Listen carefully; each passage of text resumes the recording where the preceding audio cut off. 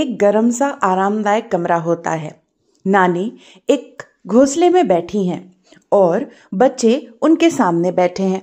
हर बच्चे की आंखों में उत्सुकता झलक रही है। नानी, पिछली बार आपने जो कहानी सुनाई थी वो तो बहुत मजेदार थी, लेकिन आज आप हमें एक नई कहानी सुनाइए। हाँ नानी, कोई ऐसी कहानी जिसमें जादू हो, जानवर हो और ढेर सारा रोमांच हो। अच्छा सुनो, आज मैं तुम्हें एक ऐसी ही कहानी सुनाती हूँ जिसमें मैं हूँ, एक जादुई नदी है और हमारे जंगल के 2 पक्षी हैं।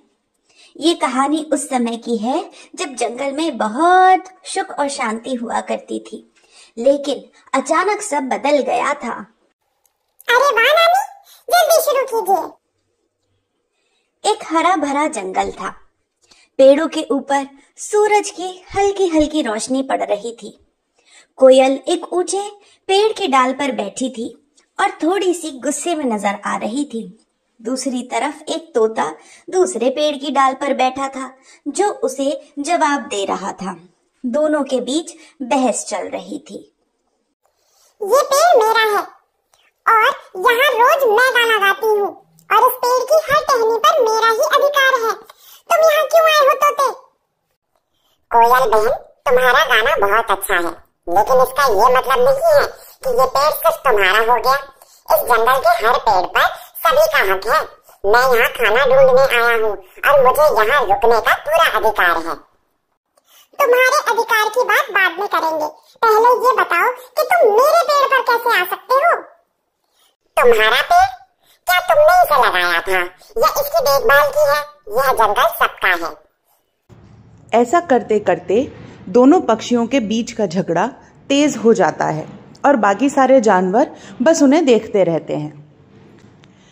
टूनी एक बड़े पेड़ की डाल पर बैठी यह सब देख रही होती है और वह भी थोड़ी सी चिंतित हो जाती है। ये क्या हो रहा है? ये दोनों क्यों झगड़ रहे हैं? इनका झगड़ा खत्म ही नहीं हो रहा। तो पूरा जंगल परेशान करके रख दिया है। मुझे ही कुछ करना पड़ेगा, लेकिन कैसे? तभी वहां उड़ते उड़ते जंगल की सबसे समझदार चिड़िया टूनी के पास आ जाती है। टूनी, मैंने सब कुछ देखा है। अगर ये झगड़ा बढ़ गया तो पूरे जंगल के लिए खतरा बन सकता है। अगर पशु पक्षी जंगल के पेड़ पौधों पर अधिकार जमाने लगेंगे तो बहुत मुश्किल हो जाएगी। लेकिन मैं क्या कर सकती हूँ काकी? कोयल और तोता दोनों ही मुझसे बड़े हैं। क्या वो दोनों मेरी बात सुनेंगे? सुनो, इस जंगल में एक जादुई नदी है। उसकी मधुर धुनें सबको शांत कर सकती हैं, लेकिन वह नदी सिर्फ उन्हीं की मदद करती है जो सच्चे दिल से जंगल की भलाई चाहते हैं। तुम्हें ही उस नदी से मदद मांगनी होगी। जादुई नदी? मैंने तो इसके बारे में सिर्फ सुना ही था, लेकिन वो मिलेगी कहाँ? वह जंगल के सबसे घने हिस्से में है, लेकिन ध्यान रहे वह नदी तुम्हें बिना परीक्षा किए मदद नहीं देगी। क्या तुम तैयार हो? मैं जंगल की भलाई के लिए कुछ भी कर सकती हूँ। मैं अभी निकलती हूँ। मेरे प्यारे दोस्तों, आपको वीडियो पर ये फोटोग्राफ दिख रहा है? इसके अंदर साफ दिखता है कि 70% लोग मेरे चैनल को सिर्फ देखते हैं लेकिन सब्सक्राइब नहीं करते। प्लीज हमारे चैनल को सब्सक्राइब कीजिए, क्योंकि ऐसी कहानियां आप तक लाने में बहुत मेहनत लगती है और आपका थोड़ा सा प्रोत्साहन हमारे लिए बहुत महत्वपूर्ण होगा। धन्यवाद। टूनी जंगल के सबसे घने हिस्से में पहुंचती है। चारों तरफ सन्नाटा होता है। पेड़ों के बीच में एक चमचमाती नदी दिखाई देती है। नदी से हल्की हल्की गुनगुनाहट सुनाई देती है। ये तो वही जादुई नदी है। इसकी आवाज कितनी सुंदर है। नदी की लहरों में हलचल होती है। एक गंभीर और गूंजती हुई आवाज सुनाई देती है। कौन है जो मेरी शांति भंग करने आया है? मैं टूनी हूँ। हमारे जंगल में कोयल और तोता झगड़ रहे हैं। उनका झगड़ा पूरे जंगल को बर्बाद कर देगा। अगर आप अपनी मधुर धुन गाएंगी तो सब शांत हो जाएंगे।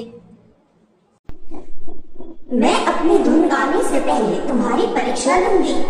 तुम्हें 5 सवालों के जवाब देने होंगे। अगर तुम सही जवाब दोगी तो ही मैं तुम्हारी मदद करूंगी। मुझे आपके हर सवाल का जवाब देने में खुशी होगी। पूछिए। नदी एक एक करके सवाल पूछती है। हर बार सवाल सुनकर टूनी सोच में पड़ जाती है और फिर जवाब देती है। ऐसा क्या है जो जितना ज्यादा बांटते हो उतना ही बढ़ जाता है? प्यार। ऐसी चीज जो देखने में कमजोर है लेकिन बड़े से बड़े पेड़ को गिरा सकती है। हवा। क्या चीज सबकी होती है लेकिन उसे कोई पकड़ नहीं सकता? थोड़ा सोच विचार के बाद टूनी कहती है, समय। ऐसा क्या है जो सबके पास होता है लेकिन उसे कोई देख नहीं सकता? परछाई। ऐसा क्या है जो बोलता नहीं लेकिन सब कुछ कह देता है? ये तो बहुत आसान है, आंखें। नदी खुश होकर चमकने लगती है। तुमने इस सभी सवालों का सही जवाब दिया। तुम सच्चे दिल से जंगल की भलाई चाहती हो। अब मैं तुम्हें अपना जादुई गीत सुनाऊंगी। नदी एक मधुर गीत गाती है। उसकी आवाज पूरे जंगल में फैल जाती है। कोयल और तोता तुरंत शांत हो जाते हैं और एक दूसरे से माफी मांगते हैं। मुझे अपना व्यवहार बदलना चाहिए और मुझे दूसरों का सम्मान करना चाहिए। टूनी, तुम्हारी निडरता और समझदारी ने जंगल को बचा लिया। यही तुम्हारे लिए एक जादुई इनाम। नदी एक सुनहरा पक्षी घर टूनी को देती है। अब यह घर तुम्हारा है। इसमें रहकर तुम हमेशा जंगल की रक्षा कर सकती हो। नानी की कहानी खत्म होती है। बच्चे हैरान और खुश नजर आते हैं। नानी, फिर आप उस सुनहरे घर में क्यों नहीं रहती? इसकी भी एक कहानी है, लेकिन वह कहानी मैं अगली बार सुनाऊंगी। अगली बार कब सुनाओगी? उससे पहले इस चैनल को लाइक, शेयर और सब्सक्राइब करना होगा। तभी मैं अगले एपिसोड में अगली कहानी सुनाऊंगी।